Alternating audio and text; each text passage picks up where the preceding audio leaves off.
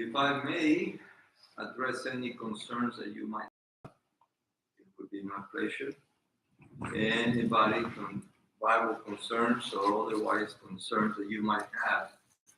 Often we may cover things that bring more questions than answers, and therefore I wouldn't mind answering some of that. Anybody, Bible concerns, questions that might have come up from recent messages? Anybody? If not, I will tell you where to turn to in your Bibles. All right. Anybody? Ms. Sue? Just something you said in Sunday school. Okay, 1 second. That way we can all share the blame on the mic.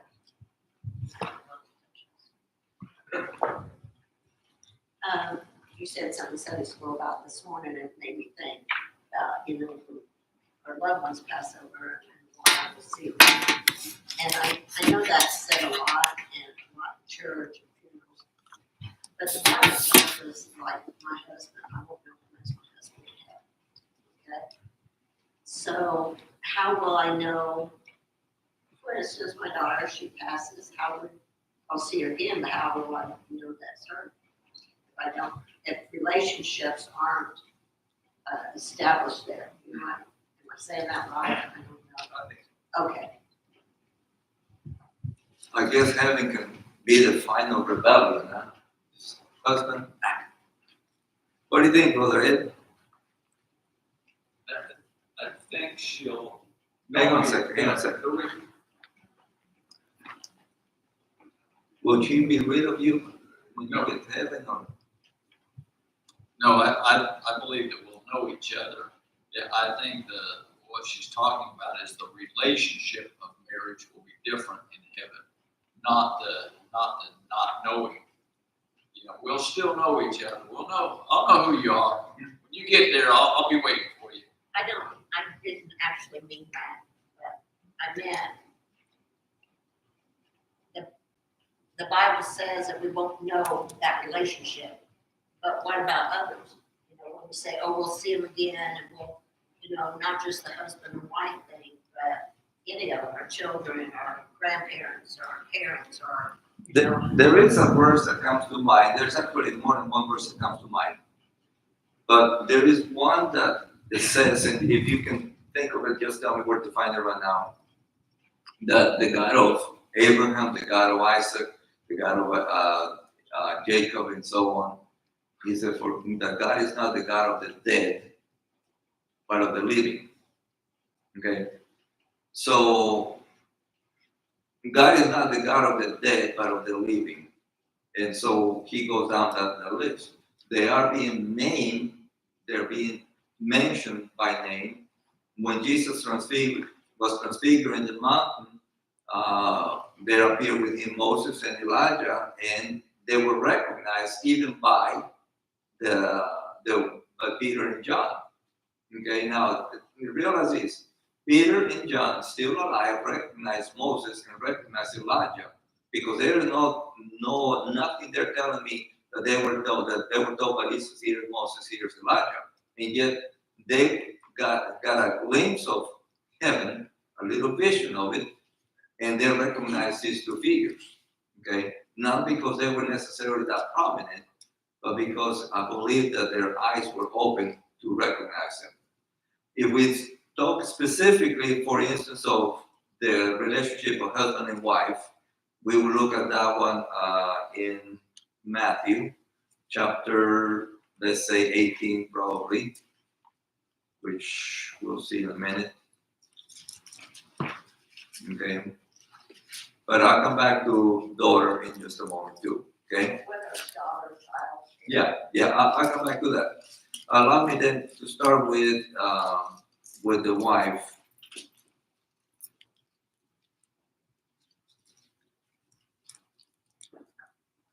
Okay, and actually in chapter 19, we are told in verse 5 that a man shall leave his father and his mother and shall cleave to his wife, and they one shall be one flesh. We understand that is in this world. says, wherefore they are no more twined but one flesh.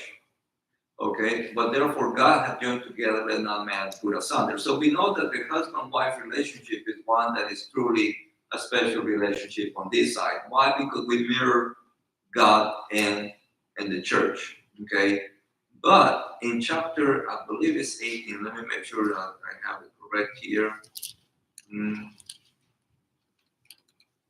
I may be wrong. I'm looking for where he says, where he's questioned about whose wife or whose wife shall she be.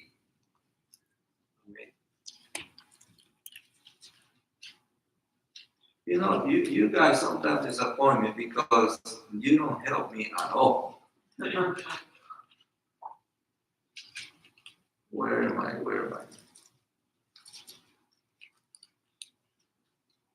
The story is that there were 7 brothers, and they all had this woman. And I maybe I should bring my phone. 22? Boy, I was off.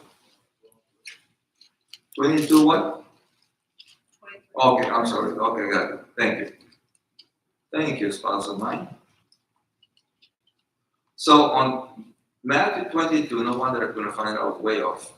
Matthew 22, okay, verse 23 says, the same day came to him the Sadducees, which say that there is no resurrection, and asked him, saying, Master,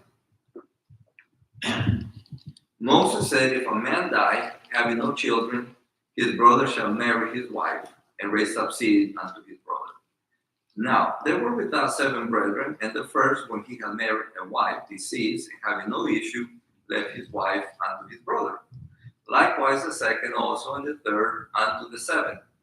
And last of all, the woman died also. Is a typical black widow here. Anyway, therefore, in the resurrection, whose wife shall she be of the 7? For they all had her. Okay? Jesus answered and said unto them, ye do err, not knowing the scriptures. So in other words, the reason you are mistaken is because you do not know the Bible, nor the power of God. For in the resurrection, they neither marry, nor are given in marriage, but are as the angels of God in heaven. So if we were to take that verse there and make it to seem like we do not have knowledge of one another, we will be in error.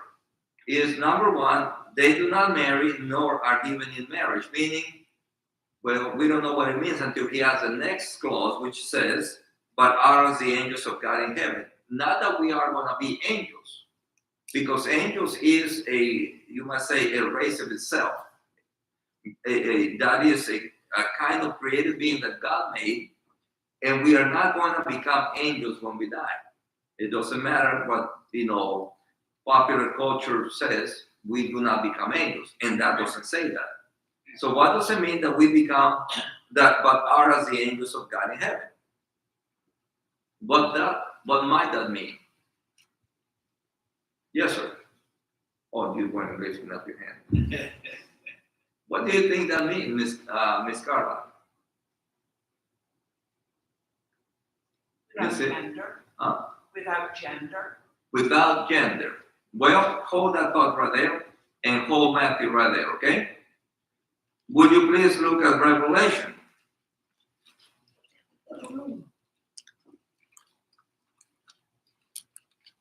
Okay? And look at verse 9 of chapter 7.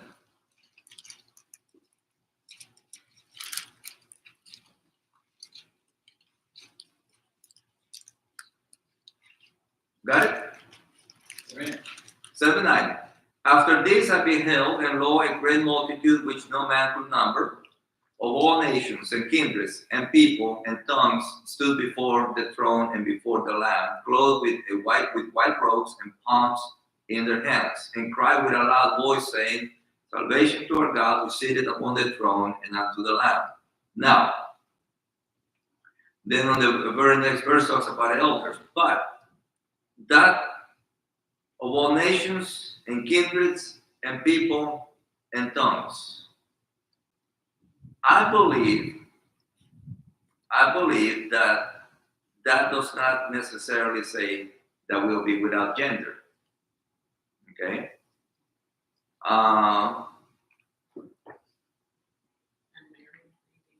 Unmarried, no spouse. And what? Unmarried, no spouse. Okay? What I believe is we were created in the image of God. Right? But when we were created in the image of God, is that a male or female? Brother? Yeah. Absolutely wrong. Why? John chapter 4, verse 24 says, God is a spirit, and they that worship him must worship him in spirit and in truth. What is then the image that we were created after God? Is it gender?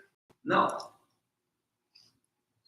What I believe it is, and I have gone through this before, is righteousness, holiness, and knowledge of the truth. Okay? Again, for the sake of time, we won't go through that right now. But that when we, the image that God had stamped, it was in essence effaced, again, by the image that we took from Adam, which is the image of sin, which took away most of our knowledge, and the righteousness and holiness was taken away. Now, Romans 8:28 says, and we know that all things work together for good to them that love God, to them that are called according to his purpose. Why? For whom he did foreknow, he also did predestinate to be conformed to the image of his son. So what God is doing is restamping on us his own image again. Okay? And that image, again, I don't believe it to be of gender. But now, back to what you said just a moment ago in 2 Corinthians chapter 5, to a degree, to her point, and yet not quite. But it appears to be. And by the way, Ms. Nancy, when I disagree, it's not because I'm disagreeable. Because I don't claim to know everything, okay? So, by all means, I appreciate your participation. But in 2 Corinthians chapter 5, okay, verse 16 says, wherefore, henceforth, or from here on, are you there? I'm sorry. Okay, 2 Corinthians 5:16, wherefore, henceforth, or from here on, know we no man after the flesh. Yea, though we have known Christ after the flesh, yet now, henceforth, or from here on, know we him no more. What do you mean? Is that my boss is not a Jewish carpenter. Amen. Okay? Why? What he's saying, notice what's here. On verse 17, therefore, if any man be in Christ, he is a new creature. All things are passed away, behold, all things are become new. And all things are of God, who has reconciled us to himself by Jesus Christ, and has given to us the ministry of reconciliation. But I said, let's say I missed one part here. Verse 16. Though we have known Christ after the flesh, yet now henceforth know we him no more. Here is the people that have seen Christ in the flesh.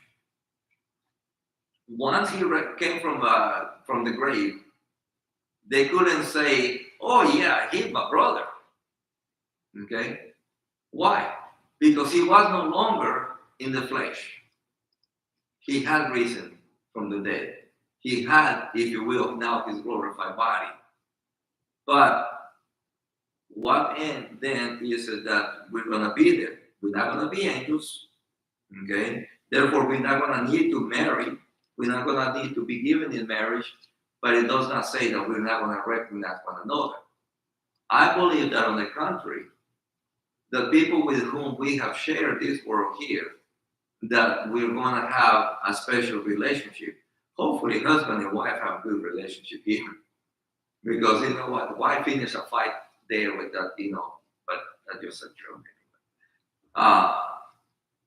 But I do believe that the relationship that on this earth is marred by certain difficulties that accompany marriage, that once we're there, those will not be there.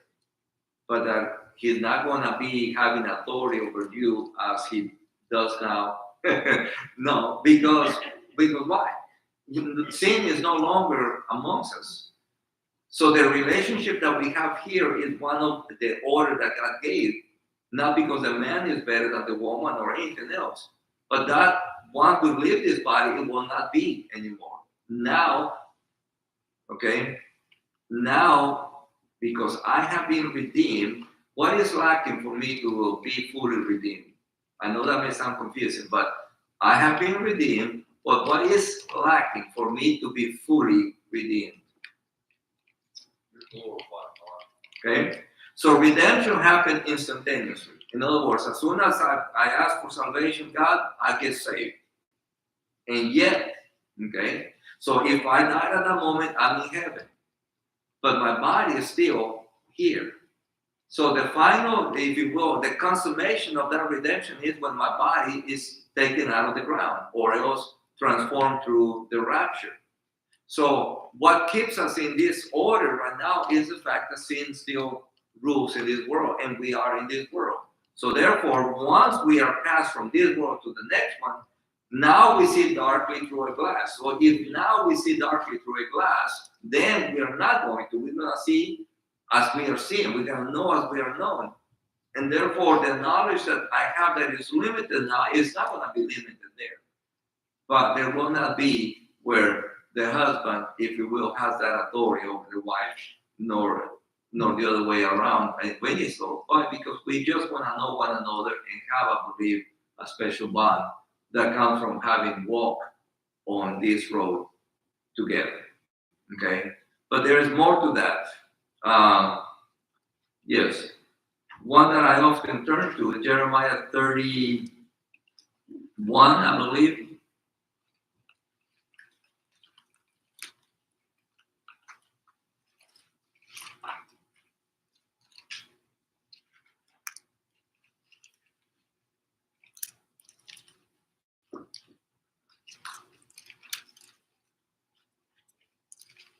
Tell me when you're there. Okay. Let me.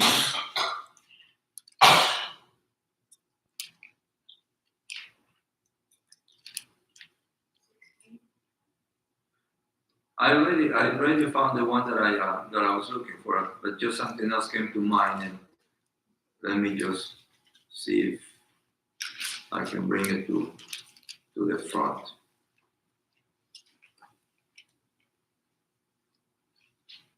Okay, in Jeremiah 31, and this I have shared with you part of this, just a comment. On verse 15, it said, "Thus said the Lord, a voice was heard in Ramah, lamentation and bitter weeping, Rachel weeping for her children, refused to be comforted for her children because they were not." Without reading any further, do you remember what's that about? And Bethlehem. Bethlehem. Okay, so this is prophetically given in regards to the children that were slaughtered. Okay, then says, "Thus said the Lord." So he's giving a command to these women, way before it happened, to saying, "Refrain thy voice from weeping." That sounds like an odd command or expectation because your kids were just slaughtered. But he said, "Refrain thy voice from weeping." Why? "And thine eyes from tears, for thy work shall be rewarded, said the Lord. And they shall come again from the land of the enemy." Who's they? The children. The children. "Shall come again from the land of the enemy, and there is hope in thy land, said the Lord, that thy children shall come again to their own border." So here, Mizzou, I don't believe that they were going to come in diapers. Because all from 2 and under, So they're not going to come in diapers because then you realize, okay, you take a little toddler, little kid, it's not being in heaven forever under, if you will, at a disadvantage because he never attained to anything. Now, some people speculate that when these people resurrect, that they're going to resurrect more at the adult age, a mature age, the 30s or whatever. Why? They give you some idea as to why. But I don't believe that they're going to come from the land of the enemy as babies. But if he is asking the women not to cry for their babies, to refrain from it, why? Because you're going to be rewarded. I get the feeling that they're going to recognize that they're going to know that these are the ones that they gave birth to and that they were taken from them. Okay? I get that feeling, and I don't think that I'm wrong, because even David said, I cannot bring him to me, but I can go to him. And he was finding how is a comfort, not that the baby had been taken from him, but that he was going to go to him and that he would know who he was. I do believe that just as we're going to recognize our spouses, I do believe that we're going to definitely recognize